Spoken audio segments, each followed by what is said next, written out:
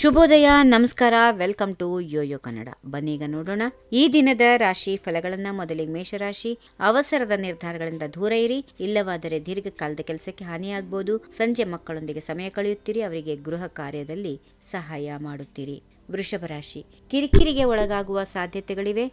ಶಾಂತವಾಗಿ ವ್ಯವಹಾರ ನಡೆಸಿ, ಒಳ್ಳೆಯ ಸ್ವಭಾವವನ್ನು ಕಾಪಾಡಿಕೊಳ್ಳಿ. ಇತರರಿಂದ ನೀವು ಅನವಸರವಾದಂಥ ತೊಂದರೆಗಳಿಗೆ ಒಳಗಾಗಬೇಡಿ. ಮಿಥುನ ರಾಶಿ. ಆರೋಗ್ಯಕ್ಕೆ ಒತ್ತು ಕೊಡಿ, ಜಿಮ್ನಲ್ಲಿ ಹೆಚ್ಚು ಸಮಯ ಕಳೆಯುವ ಸಾಧ್ಯತೆ ಇದೆ. ಉತ್ತೇಜನ ಮತ್ತು ಮಾರ್ಕೆಟಿಂಗ್ ಕ್ಷೇತ್ರದವರಿಗೆ ಉತ್ತಮ ದಿನ. ಕರ್ಕಾಟಕ ರಾಶಿ. ಉತ್ಸಾಹದಿಂದ ದಿನವನ್ನು ಪ್ರಾರಂಭ ಮಾಡುತ್ತೀರಿ. ನಿಮ್ಮ ಜೀವಂತಿಗೆ ಇತರರ ಮನಸ್ಥಿತಿಯನ್ನು ಉತ್ತಮಗೊಳಿಸುವುದು, ಆದರೆ ಕೆಟ್ಟ ಸುದ್ದಿಯನ್ನು ಕೊಂಚ ಕಂಗಾಲಾಗಬಹುದು. ಸಿಂಹರಾಶಿ. ಕೆಲಸದಲ್ಲಿ ಗಂಭೀರತೆ ಮತ್ತು ಗುರಿಗಳನ್ನು ದಣಿವಿಲ್ಲದೆ ಸಾಧಿಸುತ್ತೀರಿ. ಕಾರ್ಯನಿರ್ವಹಣೆಯ ಶೈಲಿಯನ್ನು ಸುಧಾರಿಸಲು ಬಯಸುತ್ತೀರಿ. ಕನ್ಯಾ ರಾಶಿ.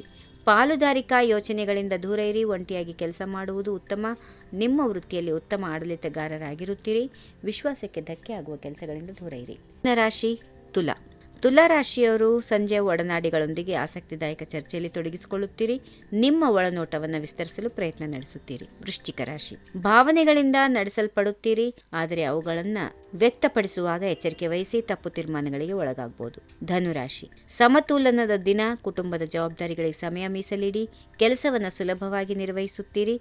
ಸಂಜೆ ಪ್ರಕೃತಿಯ ಶಾಂತತೆಯನ್ನು ಆನಂದಿಸುತ್ತೀರಿ.